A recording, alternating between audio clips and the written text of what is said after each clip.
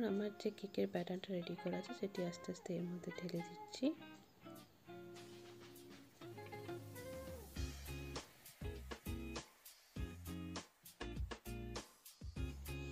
এরপর পাত্রটাকে এইভাবে একটু ঝাঁকিয়ে নিতে হবে যাতে বাবলস যদি থাকে সেটা বেরিয়ে যাবে সহজেই। এরপর একটা প্রেসার কুকার গরম করে আমি তার মধ্যে একটা স্ট্যান্ড রেখে দিলাম এবং ওই কেকের যে পাত্রটা আছে সেটা আমি এর মধ্যে বসিয়ে দিচ্ছি। এবার আমি এর ঢাকনাটা লাগিয়ে দেব এবং 5 মিনিটের জন্য একটু চাপা দিয়ে রাখবো।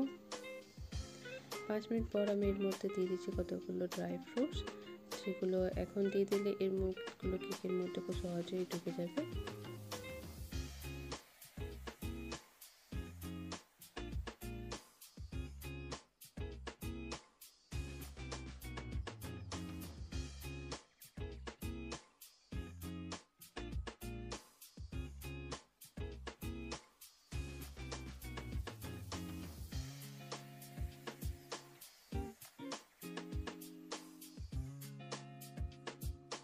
30-40 মিনিট পর আমি এটা খুলে দেখলাম যে এটা আমার প্রায় হয়ে এসেছে।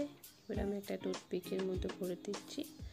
যদি এটা আপনার হয়ে থাকে তাহলে এটা স্মুথলি বেরিয়ে আসবে, আর যদি না হয়ে থাকে তাহলে গায়ে লেগে থাকবে ব্যাটারটা। এখন আমি কেকটাকে ঠান্ডা করে নিচ্ছি এবং সাইডগুলো একটু ছুরি দিয়ে চাকুর মতো আছে এগুলোকে ছাড়িয়ে নিচ্ছি যাতে আমার কেকটা খুব সহজে বেরিয়ে আসে। এবং আমার কেকটা খুব সহজেই বেরিয়ে এসছে, আপনারা দেখতেই পাচ্ছেন। এবার আমি নিচে থেকে যে বাটার পেপারটা ছিল সেটাকে আস্তে আস্তে ছাড়িয়ে নিচ্ছি। দেখতেই পাচ্ছেন আমার কেকটা খুবই স্পঞ্জি হয়েছে এবং খুব সহজেই পেপারটা ছেড়ে আসছে এবং এটা একটুকু নিচের দিকে লেগে যায়নি।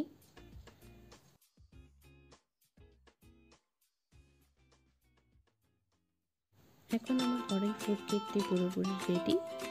এটি খেতে খুবই টেস্টি হয়েছে, আপনারা বাড়িতে একবার ট্রাই করে দেখবেন এবং এটি ভালো লাগলে অবশ্যই আমার এই ভিডিওটিকে লাইক, কমেন্ট এবং শেয়ার করবেন এবং অবশ্যই সাবস্ক্রাইব করে দেবেন।